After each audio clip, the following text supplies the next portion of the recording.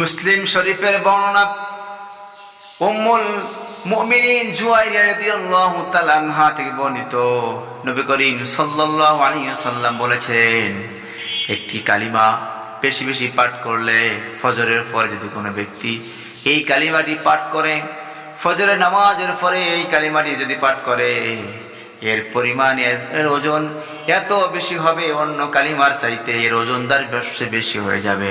বিশ্বনবী সাল্লাল্লাহু আলাইহি সাল্লাম বলেছেন, চারটি কালিমা হলো এই: সুবহানাল্লাহি ওয়া বিহামদিহি আদাদা খালকিহি ওয়া রিদা নাফসিহি ওয়া জিনাতা আরশিহি ওয়া মিদাদা কালিমাতিহি।